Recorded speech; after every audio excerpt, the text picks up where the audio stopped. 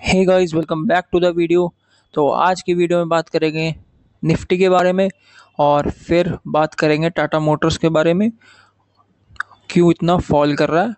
चलो वीडियो को स्टार्ट करते हैं। तो सबसे पहले बात करें यूएस इलेक्शंस की। तो यूएस इलेक्शंस में जैसे कि आप जानते हैं ट्रम्प जीत चुके हैं और ये हफ्ता यूएस मार्केट के लिए काफ़ी पॉजिटिव रहा, पर अपने इंडियन मार्केट के लिए नेगेटिव रहा।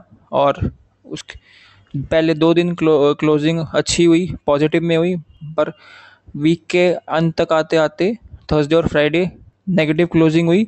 और अगर आपने ध्यान दिया हो तो थर्सडे का जो लो था फ्राइडे को वो टूट चुका है।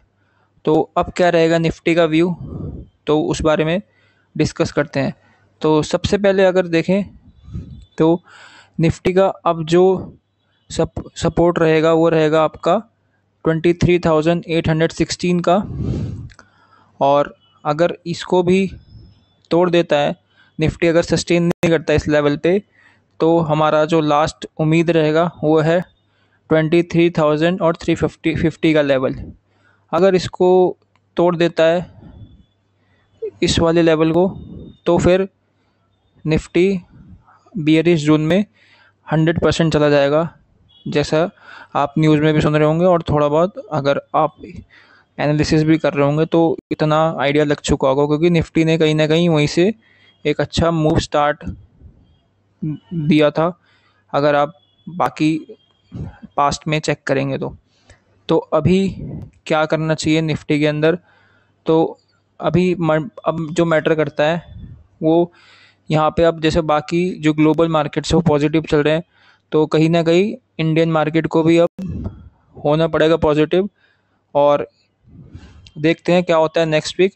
पर ये दो लेवल्स जो रहेंगे 23,893 और 23,350, ये बहुत ही इम्पोर्टेंट सपोर्ट लेवल्स हैं। अब बात करते हैं टाटा मोटर्स के बारे में कि टाटा मोटर्स में क्या करना चाहिए क्या नहीं। तो मैं अपनी तरफ से एक एजुकेशन पर्पस के हिसाब से एक अपना व्यू दूंगा और एनालिसिस करेंगे। उसके बाद आपको जो करना आप डिसाइड करिएगा। तो जैसे कि आप अभी देख रहे हो, मैंने टाटा मोटर्स का चार्ट खोल लिया है और अब टाटा मोटर्स का कुछ इंपॉर्टेंट लेवल की वगैरह में बात करते हैं और टाटा मोटर्स इतना फॉल क्यों कर रहा है, उसके रीजंस क्या हैं। तो अगर आपको याद है तो टाटा मोटर्स ने जो हाई लगाया था वो है 1179 का।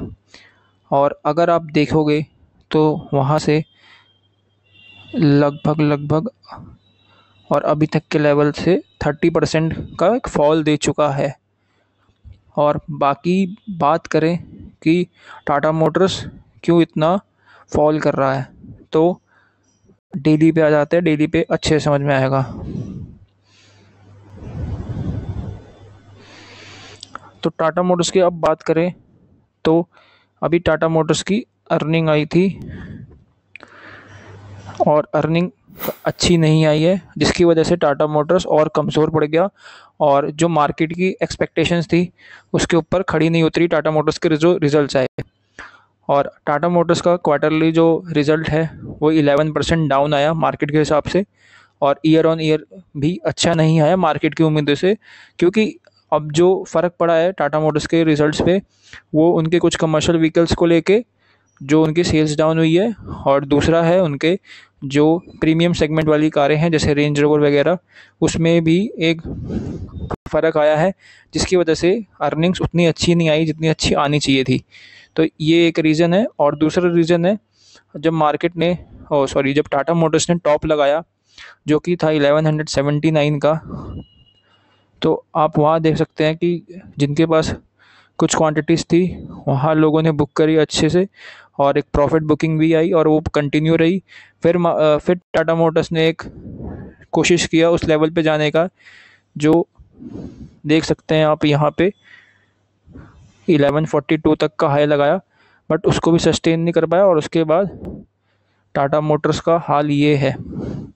तो अगर हम टाटा मोटर्स की बात करें तो अभी क्या करना चाहिए, तो टाटा मोटर्स जो है फ़िलहाल लोग कंसिडर कर रहे हैं एक अच्छे इन्वेस्टमेंट पर्पसेस के लिए। कई लोगों ने मुहूर्त के लिए भी स्टॉक को लिया है टाटा मोटर्स को। और टाटा मोटर्स अगर आप चेक करें जो इनकी बैलेंस शीट है या इनके जो प्रोडक्ट्स जो अब आने वाले हैं उसके हिसाब से अभी जो टाटा का स्टॉक है फ़िलहाल अंडर वैल्यूड है। तो इस पे मेरे हिसाब से लेना चाहिए, पर मैं आपको रेकमेंड नहीं करूँगा, आप अपनी एनालिसिस ज़रूर करें।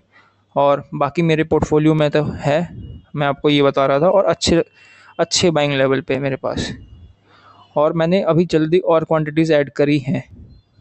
तो ये 2-3 रीज़न्स हैं जिसको टाटा मोटर्स की वजह से इफ़ेक्ट पड़ रहा है। और अगर आप पी रेशियो के अकॉर्डिंग देखोगे तो टाटा मोटर्स आपको और अच्छे प्राइस पे मिल रहा है। मैं आपको भी दिखाता हूँ स्क्रीनर पे चल के।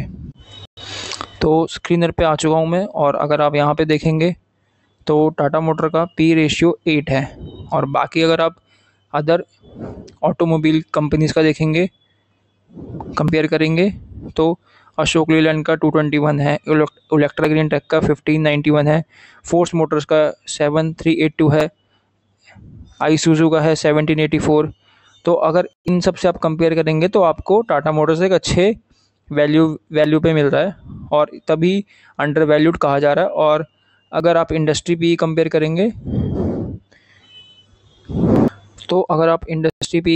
करेंगे तो इंडस्ट्री का पी है 21.1 का रेशियो है, और उसमें भी इंडस्ट्री से अगर आप कंपेयर करेंगे तो उससे भी टाटा मोटर्स एक अच्छे वैल्यू पे मिल रहा है। और क्वार्टरली रिज़ल्ट की बात करें तो क्वार्टरली रिज़ल्ट पे आप ये देख सकते हैं, जो अभी रिसेंट का जो नेट प्रॉफिट आया है कंपनी का वो 3450 है, और जो कि लास्ट क्वार्टर का था 5692। तो ये फ़र्क आया है, तो इस वजह से भी कई इन्वेस्टर्स की उम्मीदों पे नहीं आया। और अभी हम ईयर ऑन ईयर की बात करें तो ईयर ऑन ईयर पे कंपनी तो ठीक ठाक कर रही है।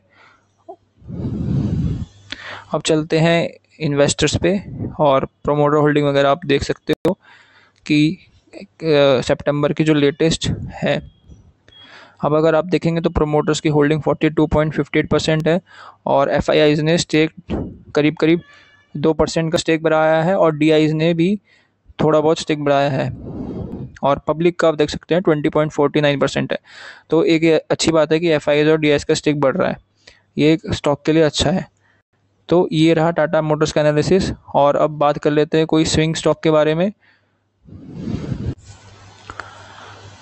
तो लास्ट वीक मैंने द अनूप इंजीनियरिंग का स्टॉक शेयर किया था आप लोगों के साथ, और मैंने ये भी कहा था कि अगर ये 3652 के ब्रेकआउट देता है तो एक अच्छा रहेगा ब्रेकआउट स्टॉक। और अगर आप अभी बात करोगे तो अभी क्या चल रहा है स्टॉक में, तो अभी आप देखोगे उसी लेवल के आसपास ही कंसोलिडेट कर रहा है, और ये जो मार्केट 2 दिन नेगेटिव था उसका असर भी पड़ा स्टॉक पे। पर बाकी ओवरऑल वैसे स्ट्रॉन्ग है, बाकी स्टॉक की तरह ये उतना डाउन नहीं गया। बाकी स्टॉक्स तो करीब 10-15% डाउन भी गए हैं, पर ये उतना डाउन नहीं है। और बाकी हालांकि ये स्मॉल कैप स्टॉक है, तब भी इतना असर नहीं पड़ा स्टॉक पे, तो कहीं ना कहीं ये स्टॉक अच्छा है। और अगर हम वॉल्यूम्स की बात करें तो वॉल्यूम्स भी हमें स्टॉक में अच्छी दिख रही है।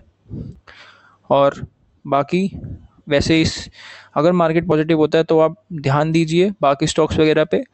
बाकी मैं इसको रेकमेंड नहीं कर रहा हूँ, आप अपने रिसर्च करिए फिर ट्रेड करिए।